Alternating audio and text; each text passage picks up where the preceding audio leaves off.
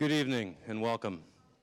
I'm Ivan Oransky. I'm the Vice President of Editorial here at Medscape, and it's my great pleasure to welcome you to Medscape for a very special event, the launch of Deep Medicine. I'll do it like they do it on television.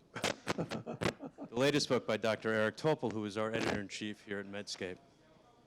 In keeping with part of what I took away from this fascinating and important read, I fed everything I know about our guests, about book launches, and about artificial intelligence into a deep neural network, and I asked it to spit out a set of opening remarks. First, it told me to wear a blue shirt. Check. Then it said that I should be brief. Check. Don't worry. I'm not the main attraction here. But then it was what it said next that really made me nervous, made me a little bit worried. It said, be funny. And then followed by this very odd voice, which some of you may recognize, may find familiar. It said, I'm sorry, Ivan, I'm afraid you can't do that. Those of you who remember that famous line. So just as Dr. Topol tossed out his AI-informed diet advice when it suggested that I believe he eat cheesecake and bratwurst. Yes. If you've missed the piece in the New York Times that I'm referencing, please go and find it. I threw out that draft and decided to just introduce our speakers so that we can spend the most time with them rather than with me. To your right, to your sort of far right, I should say for some of you, is Dr. Pulitzer Prize winning author, Dr. Siddhartha Mukherjee, whose Emperor of All Maladies quickly became a must-read for anyone interested in oncology and cancer, as well as a New York Times bestseller. He's an oncology researcher and physician at Columbia, and is also the author of Gene and an Intimate History. Tonight, Dr. Mukherjee will be turning the tables a bit on Dr. Topol, Dr. Eric Topol, who's sitting right here to my left, Dr. Topol interviewed Dr. Mukherjee in 2015 as part of our Medscape one-on-one series of interviews with medicine's leading thinkers.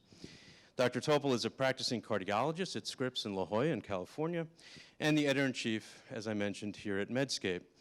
And he's really widely considered one of the world's most influential thought leaders in digital innovation in healthcare. He's also the author of 2 previous books. Just some logistics for tonight. The very important one, of course, is that the bathrooms are over there, past that column and through that door. There will be a short question and answer session following the discussion, and you may have noticed the panoply of cameras that are, well, not facing all of you, but facing us here. C-SPAN's Book TV is filming, so do be aware, particularly during the Q&A, that you may be filmed. If you ask a question, we hope that you do. And signed copies of Dr. Topol's Deep Medicine will be available at the conclusion of tonight's event over by our coat check where you left your coats. I know that I look forward to a thought-provoking and thoughtful conversation. So without any further ado, please join me in welcoming Dr. Mukherjee and Dr. Topol. Thank you. Thank you. Thank you very much. Can I be heard in the back? Yes, thank you.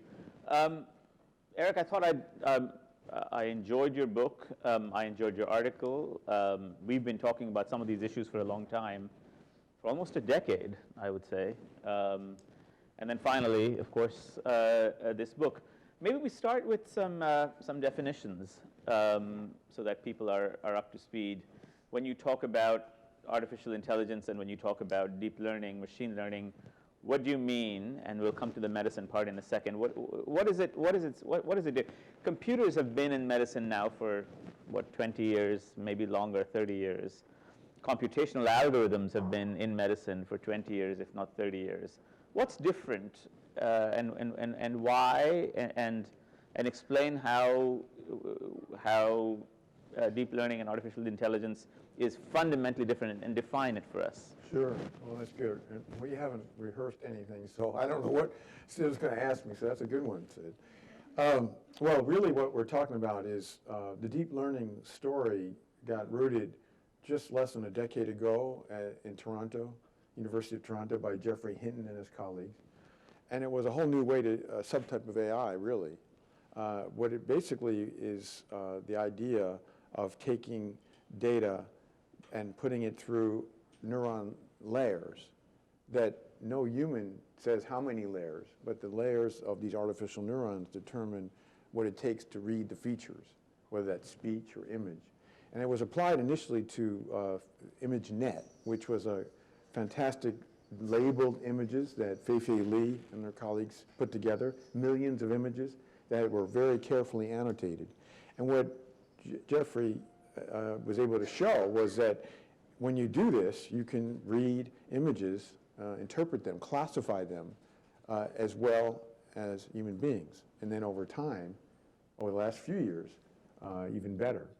So that's really what set the potential in medicine, that you could have pattern recognition with this type of AI specifically, and that could be applied to medical scans, pathology slides, skin lesions, and the nice part about it is that it's not really, the human bias is not part of the neural network. It is if you program in human bias as part of the inputs, but if you don't have that, it's really letting the machine do the work. And I think it has potential that transcends these initial areas. And then, of course, there are other complementary aspects of deep learning and AI tools that are going to be transformative. So it's a very new thing, the deep learning side, and it really is what I think can connect the data that we are flooded with in medicine with the ability to get back to the patient care that we've lost over time. So we'll come back to the patient care that we've lost. I think it's a very important feature of all of this, and I want to mark out time for this. But I noticed that you used a very narrow definition of deep learning and of artificial intelligence. You explicitly used the word pattern. So Jeffrey Hinton and I have been in conversation for a long time. I wrote a piece about Jeffrey's work. In the New Yorker in 2017. That's right. Great article, AI versus MD. Yes. But it should be AI plus MD. Right, so we'll talk about that. Give me hell about that. That's right. And so we'll talk about that for a second, but let's just, I'm obviously interested in the fact that you used pattern recognition, you used ImageNet, and the examples you used were, the diagnosis of skin lesions and of pathology and of radiology, et cetera. Is your impression that this world will be limited in this way, or will it expand outwards towards becoming wider? Will it ask deeper, wider questions about medicine that we ask as doctors? Or is this, in other words, is this a tool which is a pattern recognition tool, which is extraordinarily important? I'm not. Let's not be glib or flip about that. I mean, the capacity. I describe in that article when a dermatologist, a young dermatologist in training, finds his or her first melanoma, they go from a case study of 0 to a case study of 1. When a neural network that has ingested data from 578,000 melanomas takes another one, and it goes from a case study of 578,000 to 570,001. So we understand what the power of this data is, but do you have a sense of how wide this will be? Well, I think that's a really important point, because today it is relatively narrow. Yeah. And that's partly because the data sets that we have to work with in the medical sphere are relatively limited. We don't have these massive annotated sets of data. But it will go much more broadly. But I think what we've learned, one of the greatest lessons to date, is that we can train machines to have vision that far surpasses humans. And so what was started with some of the things I mentioned is now expanded to, for example, an echocardiogram, that you could not just tell the function of the heart, but also the probability from a echocardiogram of a person developing this type of arrhythmia or that type of arrhythmia, things that humans can't see.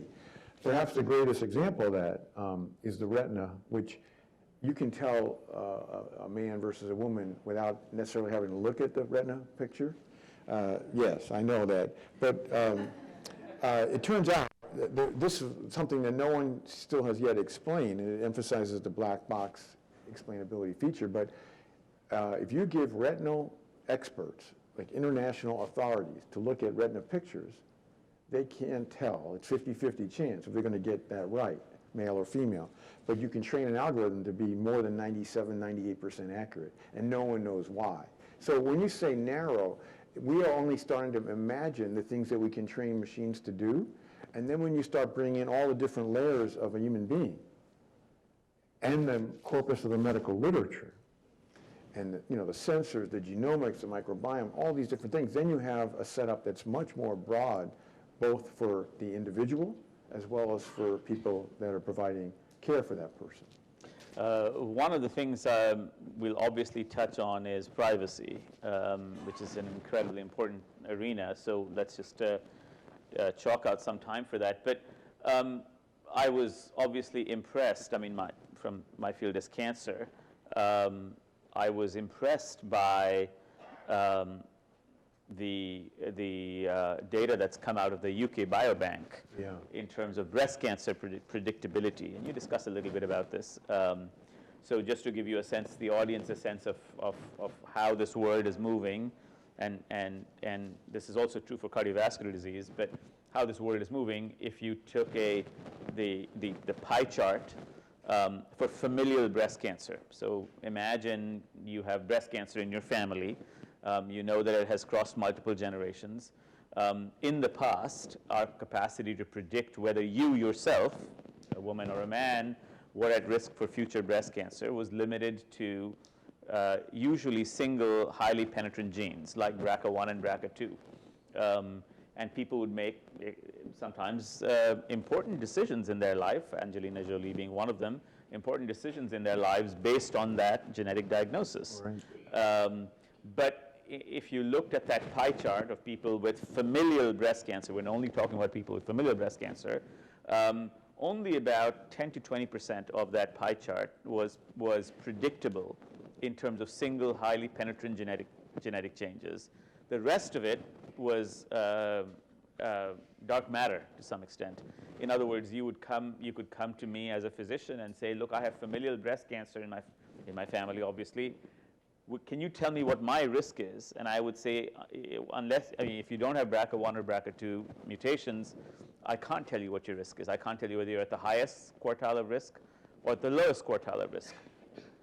One of the things that's happened with the UK Biobank and other biobanks is that if you take genomes and then you map along that genome fate, and one aspect of fate could be breast cancer, you can now begin to make surprisingly deep predictions about people who are at the highest quartile of breast cancer or to have future breast cancer. In other words, a woman who might have a 9-fold risk compared to the rest of the population of future breast cancer based on her genetic makeup. Right. This has happened in cardiovascular disease as well. And these algorithms, as you've pointed out, are actually relatively simple. They're additive algorithms. Yes. Walk us through a scenario of what would happen once we create these gene fate maps. Right. Well, and unleash the tools of artificial intelligence on them. Walk us through what could be profound. Walk us through the problems. Sure. Well, I think, of course, you want to be careful not to put fate and genomics in the same sentence, perhaps, and you wrote about that eloquently in the Gene book. But I think the point that Sid is really getting at here is that the polygenic risk score for breast cancer, which is not the BRCA and rare mutations, but rather explain the polygenic risk score a little bit more, because it's important. Yeah, so you don't even need to do a sequence for that. You can get at how many people had 23andMe here? A lot of people, but you can get out of that, or Ancestry, if you've done that, Ancestry.com, you can get this 1 million letters of a genome through a chip, which can be run even for $20. You can find all these variants collectively, hundreds of changed letters, that would be the equivalent of having BRCA1 or 2 mutations. So what Sid's getting at is, so you have 88% of women who will never have breast cancer in their life. And who are the 12% that are really at risk? So today we have this, remarkably wasteful way of putting all women through mammography with 60% false positive rate. But we can already see through that between the rare mutations that are well characterized and then this collection of these variants, of common variants, that together we can actually predict very close to those 12%, maybe 20%. So you'd have a buy for all these women that wouldn't have to, be screened, or maybe every 10 years or something like that. And the same is for all these conditions. There's an actionable path. It's not just for breast cancer. Well, talk about cardiovascular disease. Yeah, heart disease is the one that's even more firmly established, where you can get the top 10% of people at risk. And, that was a very dejecting for me. I have no heart disease in my family. And our team at Scripps made this app that's free. If you want to get your results, you can do it while you're here this evening. It takes a few minutes. My Gene Rank. So you can go to My Gene Rank and you can get your 23andMe data uploaded to the app, and you get your score out of 100. And I did that, and my score was 92, which is really high risk. So I started taking a statin, because it turns out statins have a much bigger impact the higher risk. And there are a lot of people who are taking statins just because they have a high LDL cholesterol, but it's going to have no benefit for them. So in fact, what's interesting about this, of course, is that this is an independent risk factor from LDL cholesterol. It's independent. It's orthogonal as a risk factor, exactly. Somewhat orthogonal, right? No, it is orthogonal, complete and additive. But it's actually, if you were to pick one risk factor, it's better than family history or most of the others, smoking, and just even plain LDL cholesterol. But the point about this genomic layer of information is one layer of a lot of data. That's just with the chip. And then when you start taking the genome sequence, which already AI, particularly deep learning, is doing so much to unravel that humans can't do. And then you start to say, wow, we're already doing this for a risk score for various common conditions. Where is this going to be in a year or two? Because it's zooming forward. And in the book, the chapter on deep discovery is about the science, genomics, cancer. That's where the biggest advances are happening right now. So you know this is someday going to get translated into far better prevention and far better parsimonious use of resources, so we don't have the current scare tactics that they're unwitting scare tactics, but nonetheless they are. Well, talk about now the flip side of that scenario, which is, and there are at least two or three. One of them, of course, is that our understanding of ourselves as human beings changes as we do this, as we unleash algorithms that we've invented ourselves on ourselves. There is at least for me, there is a significant concern that we become a kind of, we imagine everyone as a locus of risk. This whole audience becomes a locus of risk. An insurance company imagines everyone as a locus of risk, and that fundamentally changes who human beings are and how we conceive of ourselves. And then there's, of course, the proximal question of privacy. If you're a locus of risk and you happen to leave that backpack with your 23andMe app on the subway and someone finds out, maybe that's a far-fetched scenario, but there are much more near-fetched scenarios. Would you like to share this information with your spouse? Let's say you happen to have a polygenic risk score of whatever that number might be for breast cancer, and you are deciding, and you happen to be in the highest quartile. Is this information that you'd like to share with your spouse? That even if it's not, if you choose not to, perfectly reasonable idea, but is there it changes the structure of human relations if you decide not to act on knowledge that you seem to have. Tell us about what happens then. Well, I think this privacy issue is fundamental, and I think many of you have seen that privacy has been declared dead in other circles, not health and medicine. That's not acceptable in our world of healthcare. And there are ways to work around this problem. And the one that is, I think, the cyber experts who understand the hacking and breaches, data being held hostage at health systems, all these sorts of things. Their recommendation is that the data should be in the smallest units possible, like one, like an individual should own their data. And in fact, we have to get there someday, like in Estonia, where each person owns their data. And then it's not in a unit or mass servers that are the ideal target of cyber thieves. So that's one way to preserve privacy. But the ownership is really important, and the reason for that is not just about privacy. So nobody today has all their medical data from the time they were in the womb, when that's actually really important stuff, all the way through their life to this moment. Nobody has it because you got to go to a lot of different people for your care, different places.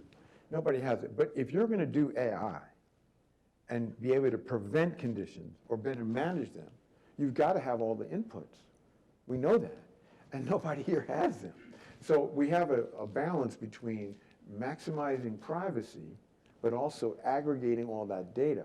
Mm-hmm. And today, people are generating their own data through sensors. And if you get your genome sequenced, or even your chip, 23andMe or whatever, you don't want that in your medical record that's sitting in the hospital because, or health system, because that can be used against you. With the only thing that's covered in this country is life insurance and your employer, but disability insurance and other forms of insurance are not covered. So, health insurance and employer status, but life insurance and disability are not covered. So you really don't want to put that into your electronic record. So we need a place. Right now, a lot of these data sets are homeless. We need a home. And that should be the ownership of the individual. We will get there someday. We're way behind Estonia. And now other countries like Finland and Sweden and Switzerland are moving in that direction. But, right now it's hard to get anything done. What are the obstacles in the United States? I mean, why aren't we here? Why aren't we there? As I said, it was from the standpoint of cancer genetics and cancer genomics, it was an embarrassment that the UK Biobank was created months, years before we did ours, and we've been accessing that data. Oh, it's amazing. But the UK is not the only biobank. There are other biobanks. But why are we late to this game? Well, we're really late. I mean, I just finished a almost 2-year review of the NHS. And not only are they the world leader in genomics, they started their biobank and now Genomes England years ago. But they also have, the work I did with them was to plan a digital and an AI strategy for the next 20 years. And they put in, billions of pounds of resources. So in the midst of Brexit, they're actually planning ahead for healthcare. Now in this country, we haven't put $1 as a national, we don't have a national strategy. There was an announcement by our president recently about an AI strategy without a $0, without any specifics. And so the UK is just zooming forward. And we are is left it a behind. cultural problem? I mean, there seems to be, what's the problem? Can you diagnose the problem? Well, right now, I think we're just trying to survive day to day in this country, it seems like. But they're, even with their unstable government. Theresa May's also trying to survive day by day. But No, I've really been impressed, having done a lot of dwell time and interactions with the British, that they get this planning thing really seriously, and they respect the power of AI. So, for example, they have a big emergency room, South Keys, that got rid of keyboards. Now, you want to talk to some happy doctors and happy patients? No keyboards, all voice recognition. And they showed it's possible. And that's in an emergency room setting where you have a diverse type of patients coming in. And so they're showing the world that, hey, we're going to get rid of keyboards first in our country. It used to be old days, we talked about getting rid of paper. We never got rid of paper. But keyboards are the enemy of both doctors and patients and nurses and everybody. And so speech recognition, which is deep learning, is so advanced today. And we're doing nothing. Well, you know what? We do have over 20 U.S. companies that are on this, including many tech titans. But we are, as a country, we're not behind the effort, whereas they are, and China is. We're slipping on this, and it's a really great opportunity. I don't think we'll ever have another opportunity like this, I can't see, in many, many years, even generations ahead. I want to end a little bit about, you talked a lot about patients. I want to talk a little bit about doctors as well. I'm going to read something from your book. Uh-oh. This is page 306. It's a nice thing about medicine. I wrote recently a big piece on physician burnout. Yes. And how keyboarding has become one of the sources of physician burnout, and why we find ourselves automated but also dehumanized as you go through the whole day. This is you writing, we also need to rewire the minds of medical students so that they are human-oriented rather than disease-oriented. Hospitals and sign-out continuity rounds are all too frequently conducted by card flip, whereby one training doctor reviews the disease of the patient's status and relevant test results without ever going to the patient's bedside. Even the diagnosis of disease is disembodied. That's a strange word to use about the diagnosis of a disease. Disembodied by looking at the scan or lab test instead of laying hands on the person. Such routines are far quicker and easier than getting to know a human being. Rana Audisha, physician in Detroit, laid this out well with two groups of medical students, one called pathology and other humanistic. The pathology group gets extraordinary training in recognizing diseases by recognizing skin lesions, listening for murmurs, or knowing the clotting cascade. The humanistic group gets all that training, but is also trained to pursue the context of the human being, letting patients talk and learning about what their lives are like, what is important to them, what worries them. Given a patient who starts crying, the pathology group can diagnose the disease but can't respond. The humanistic group, wired for emotion, even before the tears begins, hears the tense pitch of vocal cords stretched by false bravery and comforts. Is this your vision of how removing these burdens from medicine will end up restoring a kind of faith that medical students are starting to fray against or fray with? Oh, well, thanks for that passage. It reminds me, I'd forgotten all about it, actually. But You wrote it. I know. You know how it takes Yes. a while to get the book out, right? But it captures the whole story, and that is that we've lost our way. In the 40 years since I finished medical school, it's been a steady erosion, and we've gotten further and further away from the care, their true human bond. And we have an opportunity, and I believe, at least in my lifetime, the only opportunity to turn it back, to get back where we were. Yeah. And that is the gift of time, but not just that. As you said in citing that, it's about the human-centric aspect. It is so you just gave doctors and patients time together. That's not enough.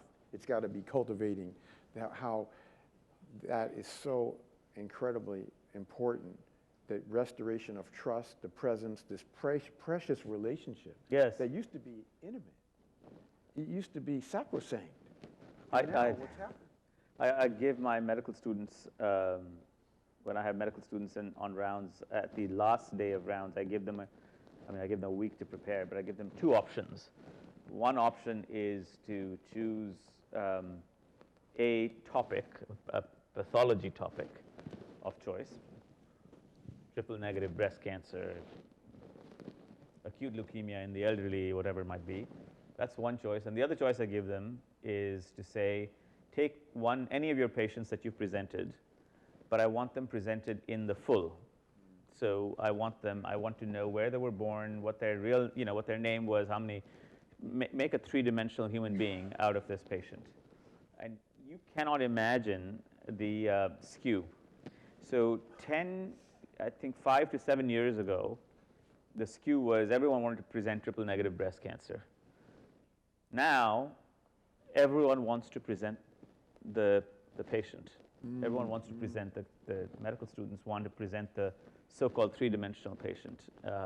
So they go, and I say to them, look, what you need to do is you're going to spend hours by their bedside and talk to them about their anxiety. This is cancer, of course. Talk to them about their anxieties, their worries, their future, how many, whether they have children, whether they don't have children, who pays rent. And then I ask them, the kind of questions that you would ask, if they were presenting triple-negative breast cancer, just saying, what is the statistic that shows us the number of women, African American women who have triple negative breast cancer, I say, how much rent do they pay?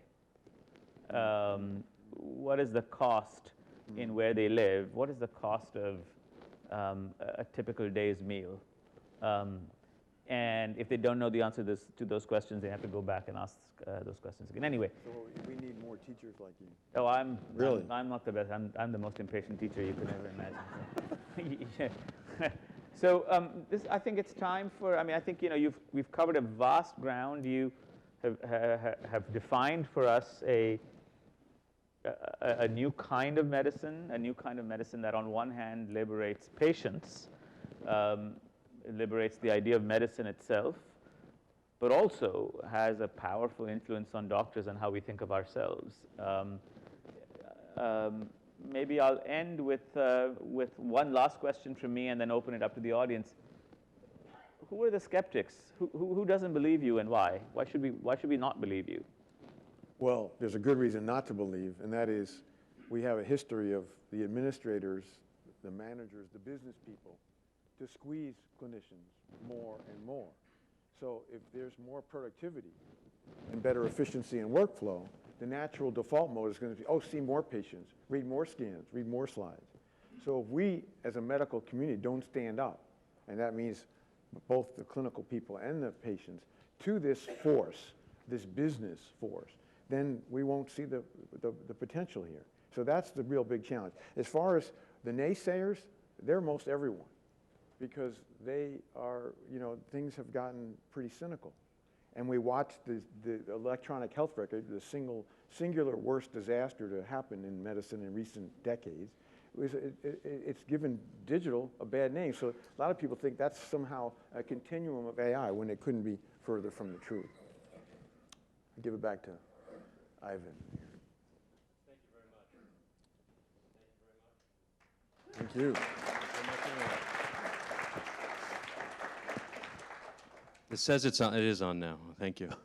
So we're going to take some questions now, and again, that was just the beginning of what I hope will be a great conversation with all of you in the room. We're looking for questions from social media as well, and we have someone checking into that. And we do have mics, so please use them.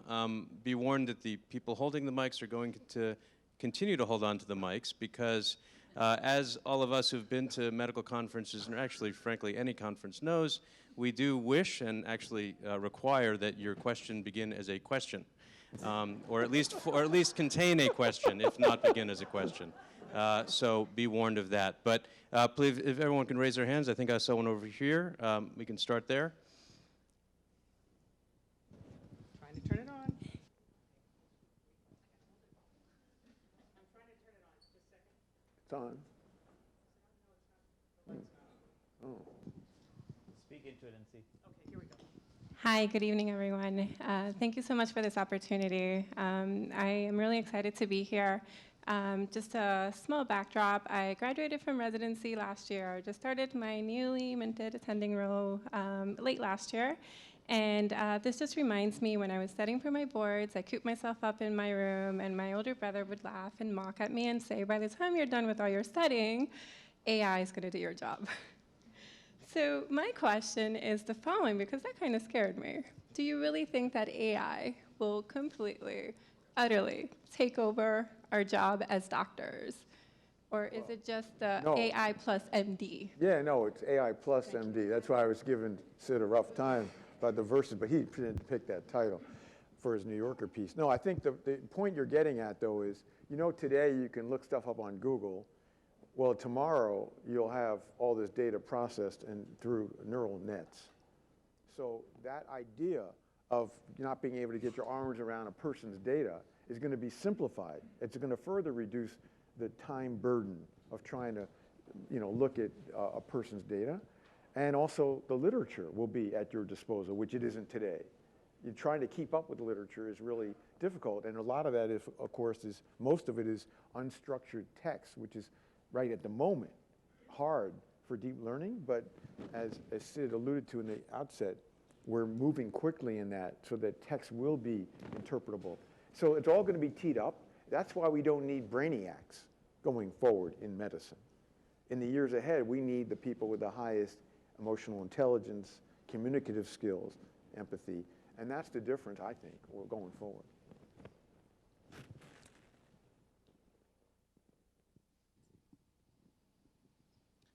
Good evening, Arthur Skinner and Tommy Ventures. Tim Cook of Apple is on the record of discussing that healthcare will be a heavy emphasis for his company in years ahead. Fitbit, Apple, and Garmin have a treasure trove of data in terms of activity, behavior, biometric data. In the case of Fitbit, 27 million recurring users over a decade. Curious to hear, Eric, what you think how wearables will impact healthcare and outcomes, preventative care in years ahead, and what that means for the U.S. healthcare industry. Thank you. So you mean Tim Apple? No. No, I think oh, he didn't say it. No, it's on the video, but he didn't. No, what I was going to say on that is that, we have the tech titans, which are even beyond the ones you've mentioned, are all, in the AI. They all have big AI groups, and they've hired physicians and a lot of clinical people, so they're on this. But we've worked with the Fitbit database, and the problem is it's not medical sensor grade. It's heart rate and sleep, that's rudimentary sleep metrics. It's, it isn't what you want for medical grade data, and it's very incomplete and sparse. Yes, you can get certain things out of it, but the ones that you just ran through, unfortunately, including Garmin and the others, they just don't have the kind of data we need. Like, for example, we don't know what normal blood pressure is today because we don't have people that are getting their blood pressure in the wild, in their real world, at a high frequency. And we don't even know, we have organizations like the American Heart and the American College of Cardiology making up guidelines with no basis. And they just last week is found that the people in Canada, those guidelines doubled the incidence of hypertension in the country of Canada. And it was just done one day. They decided they'd change the guideline. Anyway, so we are so far behind in this. And so we now have FDA-approved smartwatches with blood pressure, not through Apple. You have seen Apple with a deep learning algorithm, the first consumer-based algorithm for arrhythmia detection. So we're moving in that direction, but it's very early. And I think that's the future, where you have really accurate, continuous or high-frequency sampling of important medical metrics. We don't really have that yet. And steps are not really what you consider medical at all. In fact, that whole 10,000 steps thing is a myth. There's no data to support that.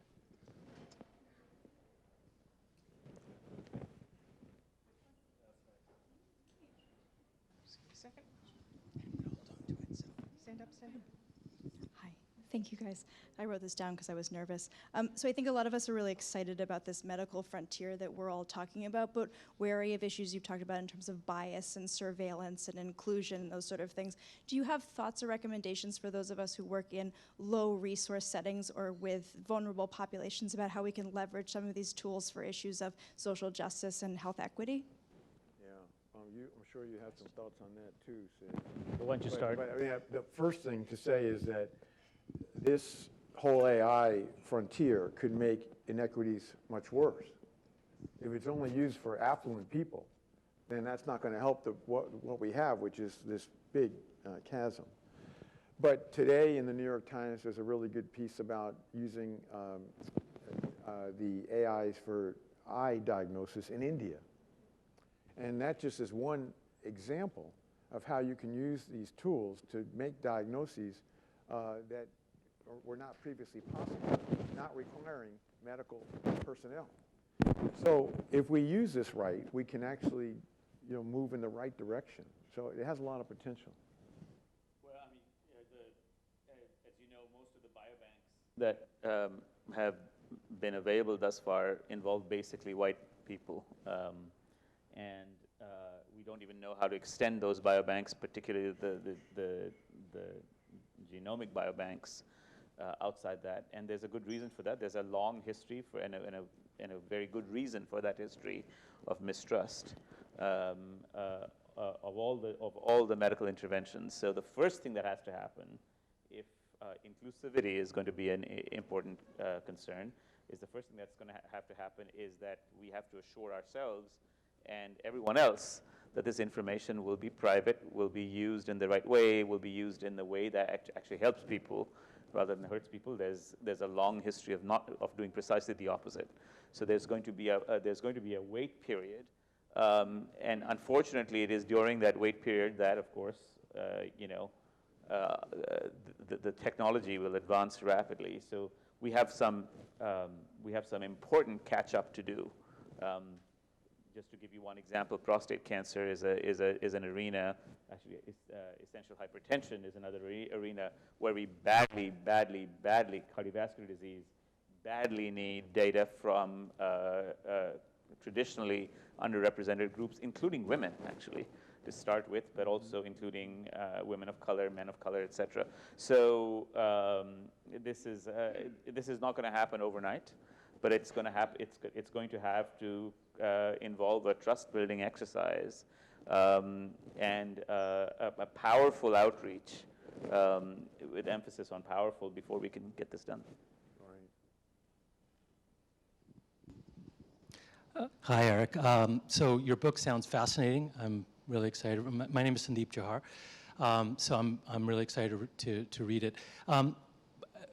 My question is, what do you think about the black box problem? Yeah. In other words, when machine algorithms get so complex that we don't really know how they work, how do you know what we can trust and what we can't? Will we have to subject them to clinical trials? And if so, what would be the gold standard? Well, it's great to have you here, Sandeep. Thanks so much for joining us, another noted author, physician author. So I think the first point about that is we don't acknowledge all the black box that exists in our care of patients today. So many drugs, so many things we do, ranging from anesthetics to electroconvulsive therapy to all sorts of things. We have no clue how it works, but we accept that. But we're holding these algorithms that are needing to be accountable for explainability, if you will. So that's something just to keep in mind. Now, I'm all for having no black box, having everything explained. And indeed, there's a lot of work being done right now by deep learning algorithms to deconstruct, to basically reverse engineer what's going on in the neuronal layers to learn what is it that explains the algorithm. But still today, there are a lot of algorithms that are remarkably successful. We have no clue, like the retina example I mentioned. Now, the question that I put in the book about, I spoke to a lot of people who are the AI gurus in the field, spent time with them. One of them is Pedro Domingos at the University of Washington, who wrote the book, The Master Algorithm.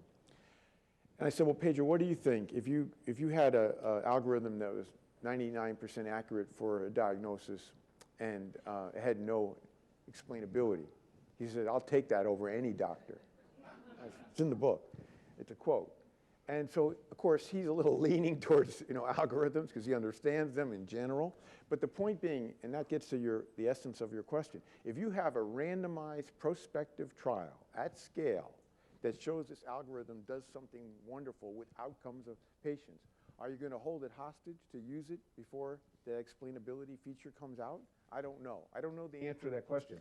We already have, though, in Europe, the GDPR rules that say they don't want any commercial medical algorithm going forward without full explainability, which is a pretty high threshold. So we'll have to see how this plays out, whether Europe will reduce those standards, what the US will adapt. It's too early, but the criteria of having randomized trials like we have in medicine today, without requiring explainability and adopting medical practice, the question is, what are we going to do in the algorithmic era? What do you think about that, Sam? Well, for years we didn't know how aspirin worked. Still are kind of iffy. Exactly. But it worked. Yeah, there you go. And so I have a couple of thoughts about it. One is that the medical model for the FDA, as you know very well, has evolved, especially in the pharmaceutical universe, has evolved rapidly towards explainability and biomarker-driven trials. If you go to the FDA and say, I have this drug, I have no idea how it works, and I don't have a biomarker for patients who are likely to respond, they'll say, go take a hike. If the same standards were to apply to algorithms, then algorithms will have to take a hike until they can explain things. Now, that said, there are several people in the AI universe, and I've interacted with them, you've interacted with them, people who are very smart, who think that the black box question is overblown for certain kinds of simple diagnostics. For certain kinds, it's not. But and there's the community split. So if you talk to Hinton, he will say that that he is 100% convinced that the black box exists and will exist. If you talk to others, they'll say that this black box problem is overblown, that in fact the deconvoluting algorithms already exist, and they can at least understand why, the word why is important, weights are being given to certain features. It really will show over time, but the standards for, if we use the current standards for trial running that are applied to pharmaceuticals, those standards will either have to change or they will have to be modified if we move forward with AI-driven trials. We don't have those standards for pharmaceuticals.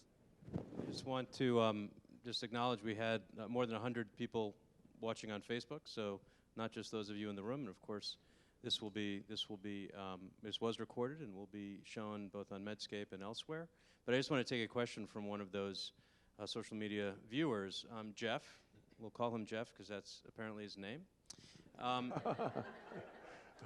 And Dr. Topol, if you could address his question, which is his concern that in fact AI might, and I think this was a different version of the earlier question, that AI might actually dehumanize medicine, that might take the human element out of medicine. And he notes in particular there was this case, which was not AI, but very recently I'm sure you all heard about a patient, a family, I believe, or a patient who was told by a doctor, but through a video screen of some kind, that he did not have long to live.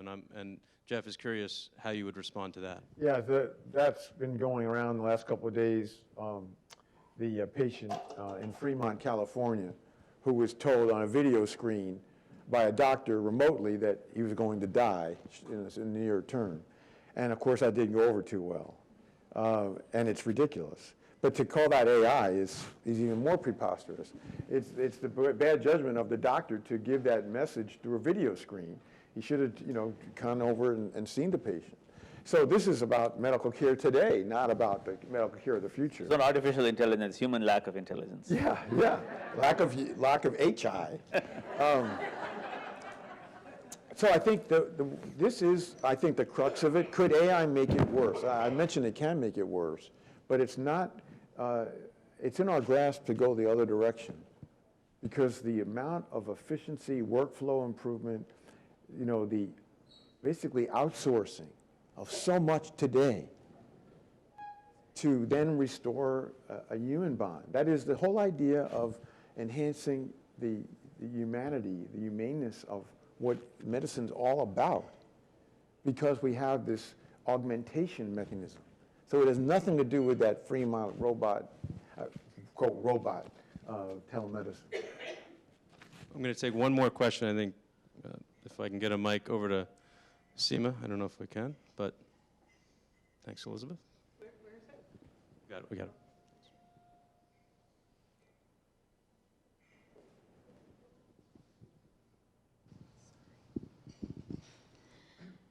So question with two themes. One, Einstein said, God doesn't play dice. So at the end of the day, human, AI, no matter what, it seems like from a patient perspective, at the end of the day, there is no explaining of why it happens to you, it happens to me. That's one. But then the flip side of that is the trust. So trustability, trust in the medical institution, in the pharmaceutical industry, in AI versus the human. And so at the end of the day, it seems like the medical community or healthcare community, whatever you call it, physicians sometimes are seen as blaming the industry's blaming the healthcare system is blaming the physicians are overburdened.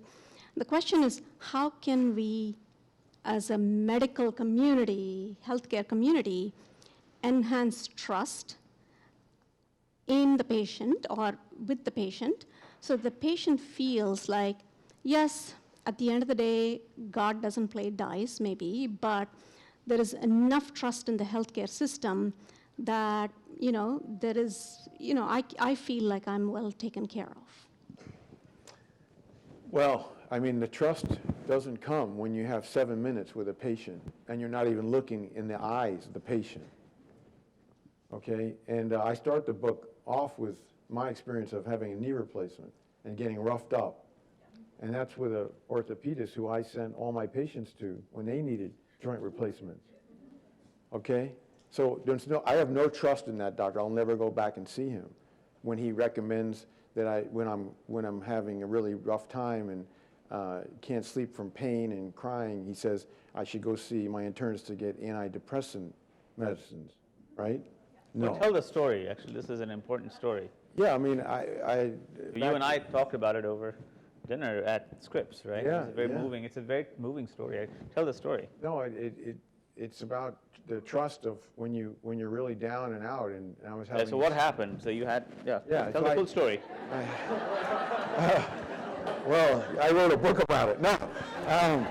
By the No, book, is that the I story? think the issue here is that I went for what I thought was a routine knee operation because I had a congenital rare condition, osteochondritis dissecans, which my orthopedist completely forgot that I had because it wasn't in front of him in the record. There was no AI tool to give him my data from when I was a kid, a teenager.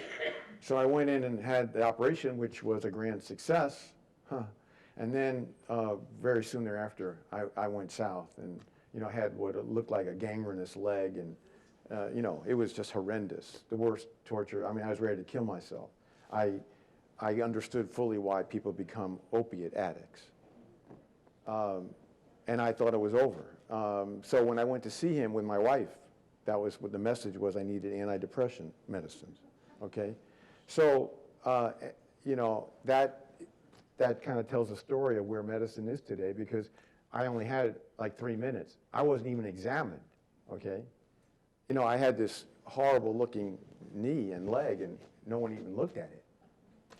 Okay, so that, it doesn't matter, it doesn't matter. The point being is, how many of you here have been roughed up in your healthcare? Yeah, most people who are willing to admit it. And that's where medicine is today. We have a big chance to get the trust back, but it means having time and a human-centric approach. As the machines get better, which they will, that you can say for sure, are we going to get better? That's the question. Thank you very much. I just want to, again, thank our guests. Did you have? Yeah, I just wanted to say, I not only wanted to thank Sid, because it's wonderful to have a chance to have this conversation, but to thank Ivan Oransky, Joanne Strangis, the people at Medscape that I've had the distinct privilege of working with for many years. Phenomenal. Thanks for hosting us. Thank you. Thank you. Thanks for being such a wonderful editor-in-chief and self-president.